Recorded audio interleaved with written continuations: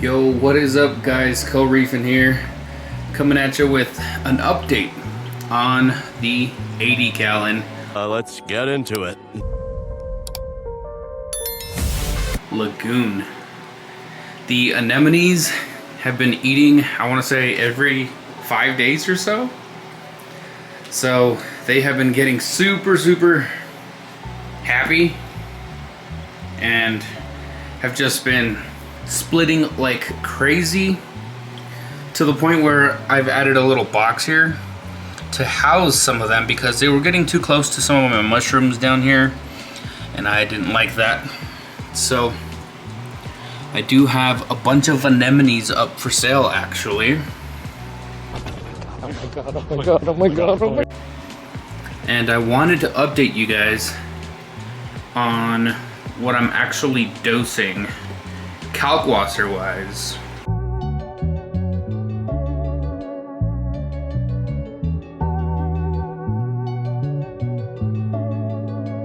So currently in this 80 gallon, I do have a couple of Montes and some Cephastria, some Belastos, kind of just growing on top of some rocks that I have there. But for the most part, from like you can tell, it's mostly anemones in this tank. I do have some sun-kissed shrooms there in the back. A hairy green mushroom there. If the snail gets out of the way. Some pretty multicolored mushroom there in the front. Some Hollywood stunner chalice. Beautiful, isn't it? And some other stuff over here. Another Cephastria that's growing like crazy on top of that rock right there. But sorry if you guys can't see that well. The glass is a little bit dirty. I haven't cleaned it in a couple days, but you guys still get to see what the tank looks like for the most part. I do have like a Monte on top of that little ledge back there. An actual, some SPS frags right there. Luckily the anemone's not killing it yet. I might have to move that anemone. And then there's like a chalice there in the middle if this guy moves out of the way. A little golden eye chalice there, and he might not survive. He's already glued to the rock. I'm not gonna be able to get him off. And then what else do we have over here? I did move this mushroom rock that I have, but I still have my bubble coral here. It's doing all right. And some blue mushrooms. I might take this one out. I don't want those blue mushrooms all over the place.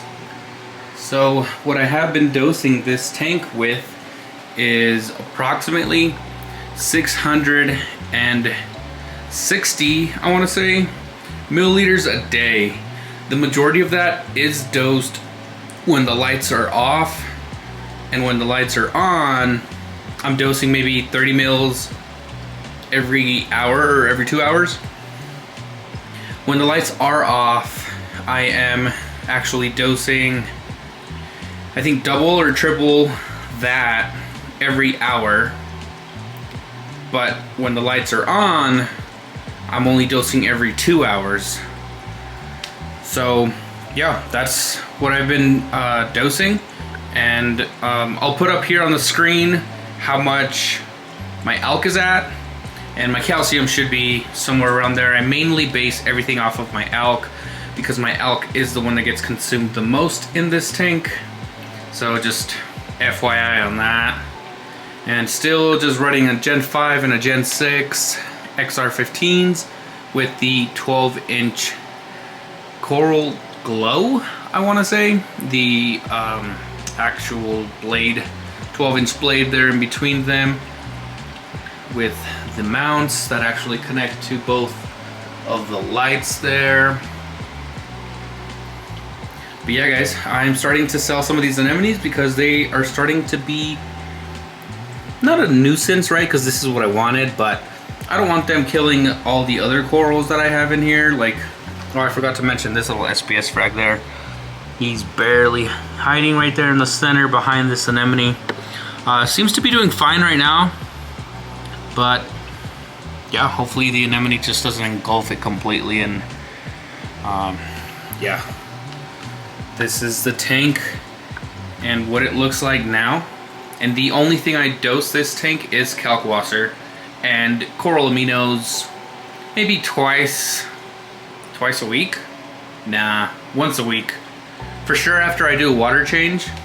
And then I dose a little bit of magnesium as well, because it was a bit low last time I went to go get my water tested via an aqua spin.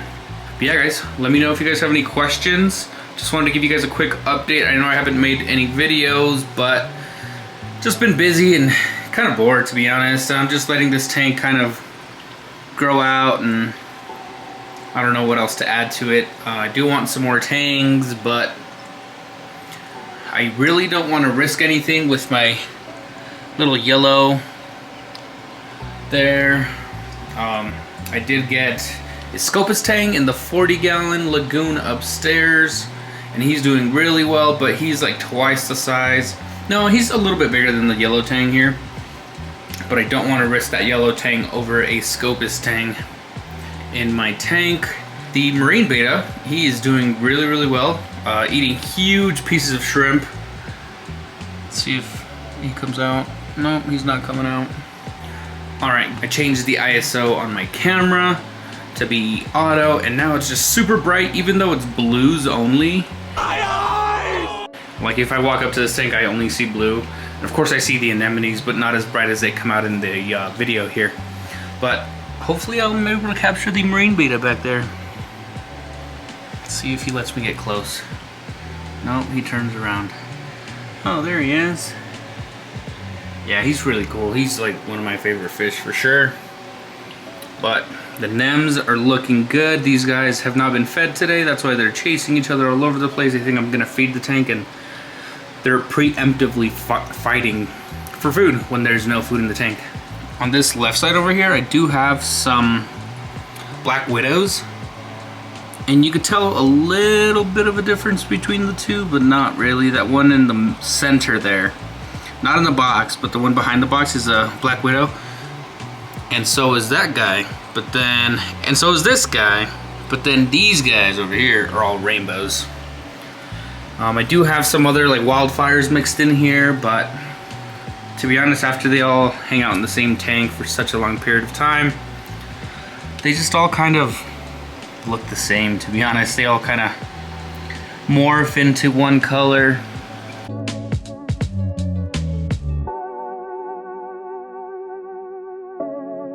I will update you guys on the 40-gallon here soon. Let me know if you guys have any questions on this tank. Still running UV sterilizer in the back right, protein skimmer on the left side. And that's it. Alright guys, CoReefing out. Go back to your lives, citizens. Show's over.